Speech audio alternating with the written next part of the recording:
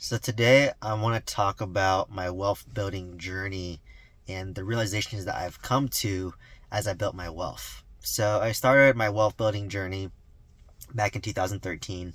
I essentially went from negative $250,000 of student debt from pharmacy school to building a $5 million net worth, own 51 units of real estate, and that cash flow $10,000 a month net, right? So I did that over a 10-year window. And as I start to build my wealth and listen to a lot of podcasts and stuff, educate myself, what I've come to learn and come to realize is that you kind of hit a point where you have a diminishing point of return. So what does that mean? So let's just say I'm worth 5 million, and let's say my goal is $20 million. Once I hit $20 million, anything beyond that, my lifestyle may not improve, and it actually may do the reverse. And then if you're too wealthy, then it creates your quality of life actually goes down. So it's kind of like imagine like a roller coaster, right? So when you're in debt, or you're trying to build your wealth, you're down here, and as you start to build wealth, you slowly go up. Your quality of life will improve. Then you hit your number, whatever that number is. But once you keep on pushing past that number, your actually quality of life starts to go down. So let me give an example. So there's a lot of people that are ultra wealthy, right? So the example is like Mark Zuckerberg. He owns Facebook or Meta, and he's worth billions and billions of dollars. And why I say it's a diminishing point of return for him is because at this point, he has more than enough money that he'll never spend in his entire life at this point, right? When you're worth billions of dollars, you'll never spend the money. Whatever he wants, he can buy. Whatever he wants to own, he can do, right? But at this point, he has to spend I think $30 million a year on just personal security for him, his wife, and his kids. So I think at that point, it's kind of a diminishing point of return, right? Like you're too wealthy, now your quality of life starts to go down. Like you have to think more about things, right? Like you cannot just show up to a random McDonald's or a random restaurant. Maybe you have to reserve a special area. You have to have security take you everywhere. You have to buy a whole neighborhoods so you feel more secure. I know it's like rich people problems, right? But that's just something to think about as you strive to build wealth. Because I know a lot of people who are doing what I want to do or doing what I'm doing, and they say, "Oh, I want to be worth $100 million," and it's easy to say and definitely hard to do. But the reality is, you know what it's like to own $100 million. Maybe you won't be happier because you're running a business that sucks up all your time and you can't spend time with your friends and family, right? That's what I mean by you have to strive for wealth to the point where you hit enough, right? And enough varies per person. So right now, my definition of enough would be enough to replace two pharmacists' W-2 incomes, which is probably roughly around $400,000, right? Assuming each pharmacist makes $200,000. And then for me, that would be, what is it, almost take home like $20,000 net a month. And at that point, I think that's pretty good enough for me, right? And this is assuming that I have a house that I live in that's paid free and clear, and all my obligations are taken care of. So my line of credit, my life insurance that I'm investing in. So what is enough for me right now? I think enough, honestly, the $5 million net worth that I have right now is enough, right? Because if I were to sell all my assets, dump it, all $5 million worth of assets, dump it into the S&P 500, and assuming let's not factor taxes and all this, right? Just keep it simple. So it's $5 million, dump it into the S&P 500. It averages about 7 to 8% return over the long term. If you apply something called the 4% rule, that means that if I live off 4% of my nest egg, which would be for 4% times 5 million, that's $200,000 a year, which is a pharmacist's salary. Basically, I could live off $200,000 a year for the rest of my life, and my $5 million nest egg will never be touched, right? So that's a pretty good nest egg, right? If I was worth 10 million and I live off 4%, that's $400,000 a year, before taxes. So basically, I probably need to build a $10 million net worth, and I'll make, living off the dividends, $400,000 a year for the rest of my life. Pretty much guaranteed without touching the nest egg whatsoever. So for me, I think my definition of enough is I live pretty simple. I live pretty humbly, right? I don't need a super nice house. I think I do want a nice house, but it doesn't need to be a huge mansion, right? You're talking about the mansions on Newport Beach or Malibu that are worth $30 million. I know a lot of these influencers, these rich people, they own 3 or 4 mansions in Malibu or Newport Beach.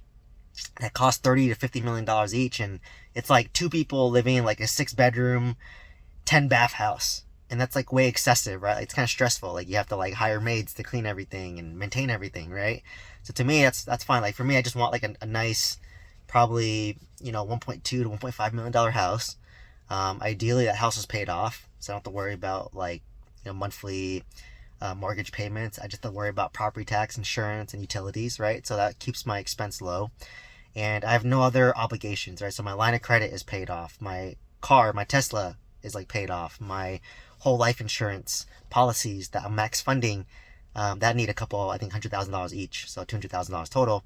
So once that's paid off, and I want to have a good emergency reserve, and at that point, I feel like I would hit my enough. So I think honestly, for me right now, it's probably gonna take me about 3 years, and that's why I'm still working. Because even though I'm cash flowing $10,000 a month for November and then December, only 2 months so far, um, based on what I've seen, I still work a W-2, because I still need to pay off these obligations, right? I'm saving up for a down payment on a house, right? Number one. Number two is I'm trying to pay off my line of credit that I used to renovate one of my apartment complexes, but the interest rate's only 2.5%, so I'm in no rush, right? My BMW broke down. I had to buy a Tesla, which I'm filming in, right? And I got 100% financing loan on it because right now I'm cash poor. I'm asset rich, right? Like, because I spent all my money to buy all this real estate. Now I'm building my cash reserves.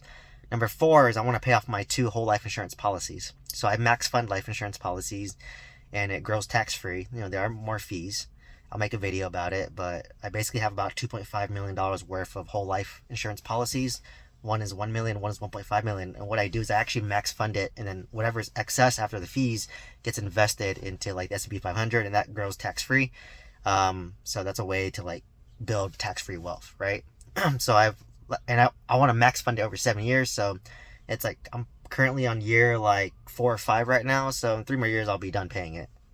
And then next is I want to have at least $150,000 of emergency fund reserve cash just for any of my real estate. So if my roof breaks, if plumbing breaks, and it costs me $30,000-$50,000, I'm not stressed, right?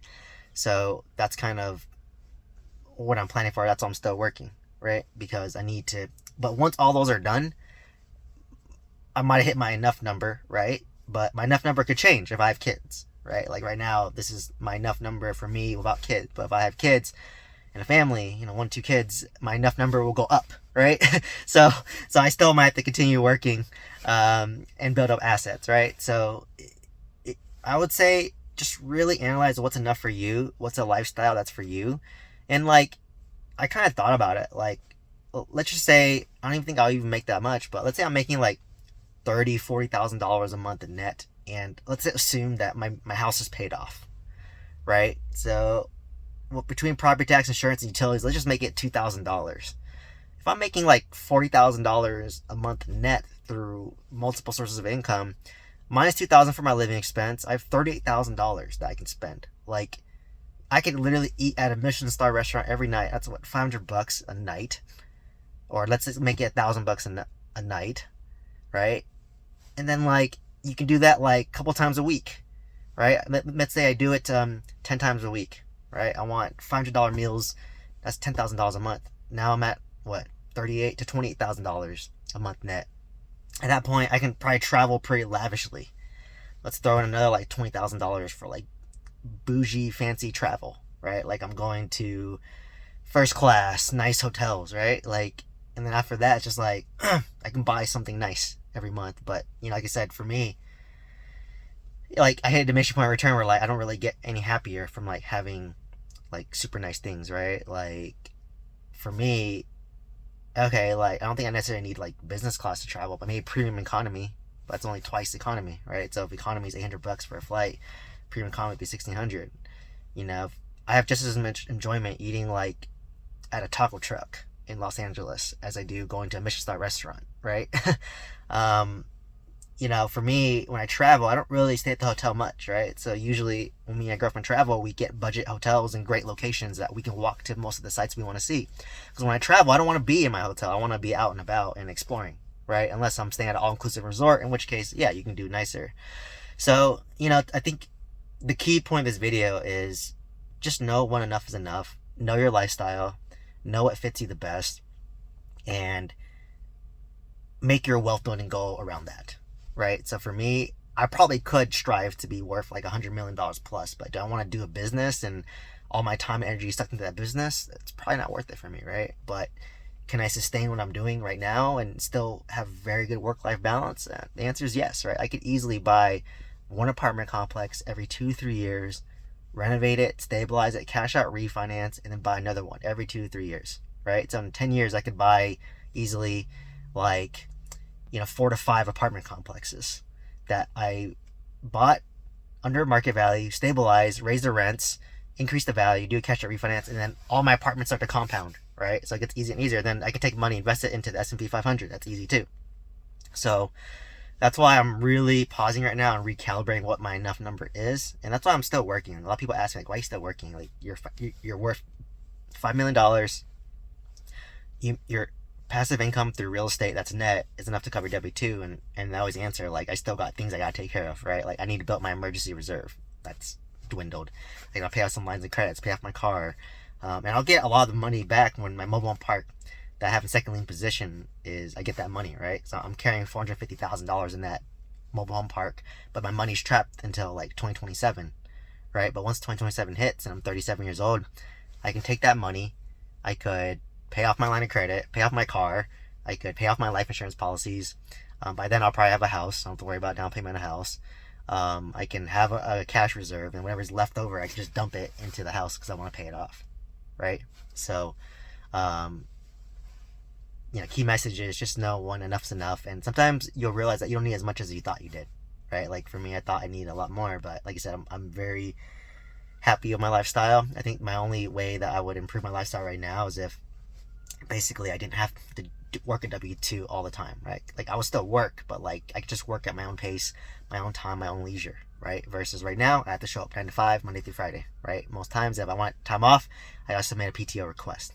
Versus when you are, financially free and financially independent, you just can take off time whenever you want. Like, hey, tickets are cheap to like Japan, let's go, right? Like, just stuff like that. And that's what I ultimately want, and that's what would bring me the ultimate happiness.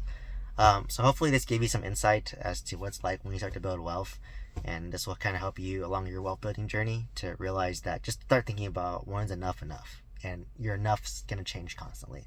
Hopefully you found value from this video. Hope to see you in the next one. Thank you so much.